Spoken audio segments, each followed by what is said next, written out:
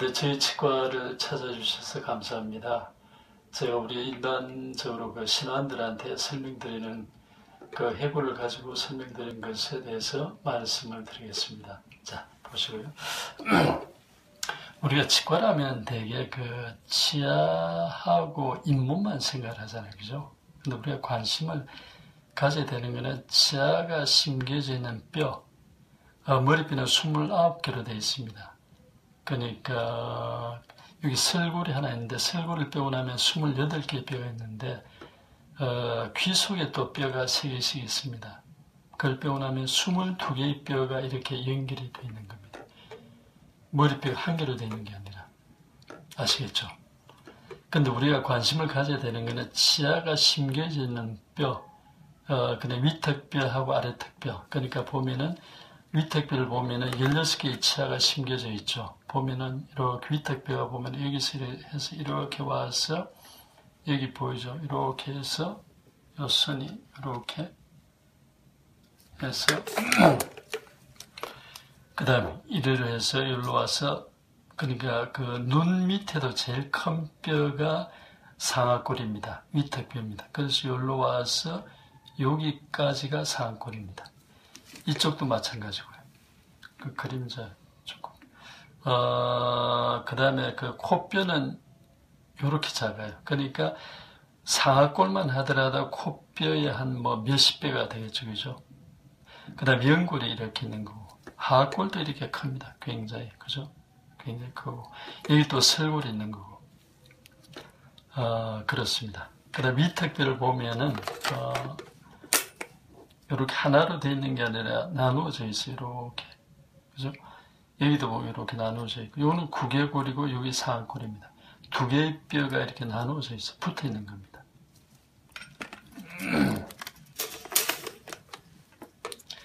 자, 여기서 보면 우리가 앞머리뼈하고 윗머리뼈가 만나는 보면 이렇게 톱니바퀴가 물려있는 것 같이 되어 있습니다. 그죠?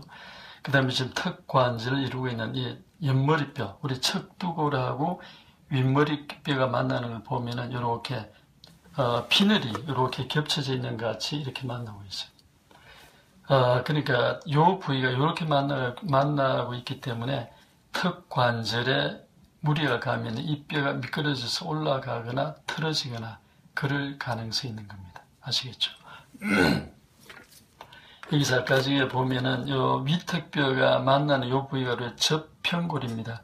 나중에 또 말씀드리겠지만 접평골에는 뇌 하수체가 얹혀져 있어요. 그래 뇌 하수체가 얹혀져 있는 이 접평골이 바로 붙어 있는 겁니다. 여기도 보면은 상악골에도 뭐 이렇게 구멍이 있는데 이 구멍을 통해서 신경 혈관들이 들어가고 나오고 하는 겁니다. 자, 더 중요한 거는 이 머리뼈 아랫부분인데 여기 구멍이 굉장히 많아요. 이 많은 구멍을 통해서 신경 혈관들이 들어오고 나오고 그러는 겁니다. 그 중에 대표적인 구멍이 우리가 여기 있는 큰 구멍이 보는 경정맥공인데 이 구멍을 통해서 뇌신경 9번, 10번, 11번, 그 다음 뇌경정맥이 지나갑니다. 그 중에 뇌신경 10번은 우리가 미주신경이라서 대표적인 부교감신경입니다. 그 미주신경은 심장, 간, 허파 이런 데 대부분 다 분포하고 있는 신경인데 우리가 위궤양이 심해가지고 수술을 할 때는 약으로 안 되면 수술하게 되는데 수술을 할 때는 그 미주신경을 자릅니다. 그러니까 조금 증상이 약할 때는 조금 자르고 심한 경우에는 다 자르기도 합니다. 아시겠죠? 그만큼 중요한 신경입니다.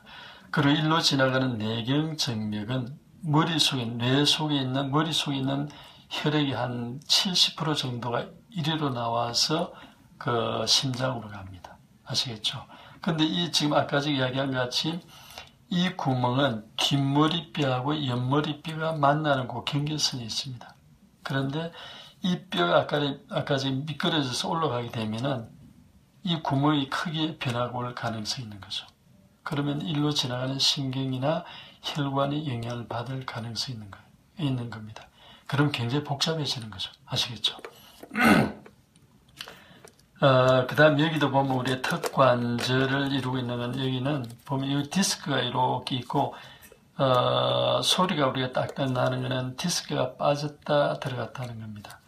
근데 그 디스크에는 인대가 붙어 있는데 그 디스크에 붙어 있는 인대하고 그 다음에 이 주위에는 인대의 일부가 여기 보면 구멍이 있습니다. 두 개의 뼈가 만들어져서 형성된 구멍이 있는데 이후에 페트로팀파닉 피슈랍니다. 이 책에도 다 나와 있어요. 그 구멍을 통해서 들어가면은 귀 속에는 우리가 스테이프스, 인쿠스, 말레우스라고 세 개의 그 뼈가 있는데 그중에 우리가 말레우스 본이 우리말로는 망치뼈입니다. 그 망치뼈에 붙어 있어요. 근데 그 망치뼈는 고막일에 붙어 있거든요. 그래서 턱 관절에 문제가 있는 사람들은 이 핀토스 인대가 당겨지면은 고막이 당겨져 가지고 귀에서 윙하고 소리가 나거나 또 귀가 이렇게 긴장감이 있거나 당겨지는 그런 느낌이 들 가능성이 있는 겁니다. 실제로 그 우리 환자 중에 귀에서 굉장히 심한 그 소리가 나던 환자가 장치를 끼자마자 바로 좋아진 그런 경우가 있습니다. 그러니까 이제 턱관절하고 귀하고 멀지가 않습니다. 바로 이렇게 붙어 있어요. 아시겠죠? 이제 우리가 그 안으로 들어가 보면은 여기 아까 얘기하는 경정맥공이 됐어요. 이렇게 보이죠? 이렇게 연결이 되어 있습니다. 그죠? 나머지 구멍들도 다 이렇게 연결이 되어 있어요. 여기 소뇌가 있고 대뇌가 있고 뇌는 또 뇌경막이 둘러싸고 있어요. 뇌경막은 이렇게 뼈에 이렇게 붙어 있습니다. 근데 아까 지금 이런 턱 관절을 이루고 있는 척두굴이 미끄러져서 움직이면은 뇌경막이 비정상적으로 당겨질 가능성이 있는 겁니다. 그러면은 시상하부란 데서 호르몬을 분비하는 신호가 혈관 타고서 여기 있는 뇌하수체로 가는데 이 뇌하수체는 우리가 뇌경막이 일종인 다이아프라그마 셀러라는데 버찌같이 달려져 있어요. 근데 그게 당겨지면은 시상하부에서 호르몬을 분비하는 신호가 뇌하수체로 가는데 영향을 줄 가능성이 있는 겁니다. 그래서 우리 병원에 보면은 뭐 갑상선 기능 자증, 항진증, 우울증, 조울증, 틱, ADHD, 습관성 유산, 불임, 생리통, 심지어는 간질 이런 환자들이 좋아지고 있는 겁니다. 아시겠죠?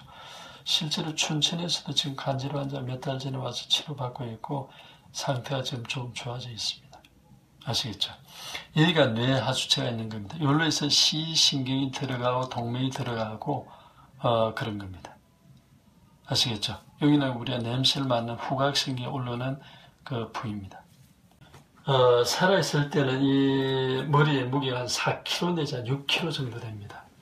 이 무거운 거를 갖다가 받치고 있는 게 여기 보면 후두 돌기 두 개가 제1번 경추가 이렇게 두 개를 받치고 있습니다. 이 무거운 거를 두 점일에 받치고 있기 때문에 굉장히 불안정합니다. 그 불안정한 거를 보완을 해주는 게 양쪽에 씹는 어금니 면이라는 게 미스터 구찌라는 사람의 사분법 이론입니다. 우리가 쿼드런텀 세리라는데 아시겠죠? 환자분도 그런데 대개 경우에 턱이 아래턱이 뒤로 가 있는 경우가 많은데 정상적으로 똑바로 서 있던 게 아래턱이 뒤로 가면은 머리 중심이 뒤로 이렇게 넘어가는 거죠. 그래서 안 넘어가기 위해서 의식적으로 고개를 이렇게 숙이는 겁니다. 그런데 이러면은 시선이 이렇게 되는 거죠.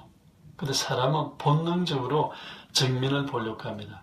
정면에 적이 있는지 없는지, 정면에 또 먹을 게 어디 있는지, 그것을 보기 위해서 본능적으로 정면을 주시하려고 하기 때문에 의식적으로 고개를 듭니다.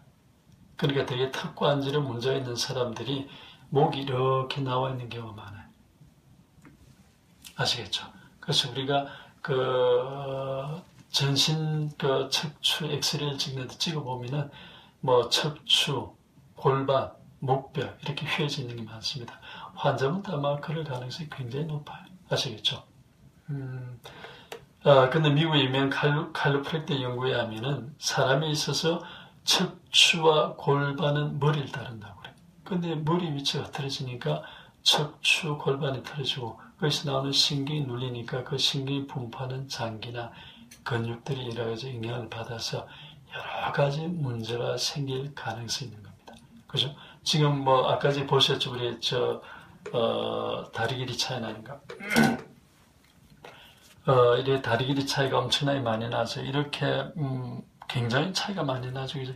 이렇게 차이가 많이 나서 깔창을 끼고 있었는데 우리 병원 와서 장기를 끼자마자 깔창을 빼고도 몸이 굉장히 좋아졌어요. 아시겠죠? 또 다른 환자도 있어요. 보면은 여기는 이 환자는 다리 길이 차이보다도 다리가 안쪽으로 이렇게 기울어져 있는 그런 거죠. 보면은 좀 다르죠. 두께가 달라요. 양쪽이 이렇게. 그죠? 근데 이 환자도 장치를 끼자마자 이 깔창을 뺐는데도 몸이 굉장히 좋아졌어요. 사실은 이 환자는 그 이모가 다른 데서 특관절 치료를 받고 있어가지고 조카는 꼭 우리 병원에서 치료를 받으라고 했다고 그래요. 근데 경제적인 것 때문에 한 1년 정도를 미루다가 와서 바로 좋아졌어요. 그런데 이 여동생은 아무런 문제가 없는데 어머니가 예방 차원에서 바로 치료를 시작해서 두 사람이 같이 지금 치료를 하고 있습니다. 근데 한 명도 경제적으로 부담이 돼가지고 1년을 기다렸다고 했는데 동생은 멀쩡한 그 사람을 예방 차원에서 지금 하고 있습니다. 아시겠죠?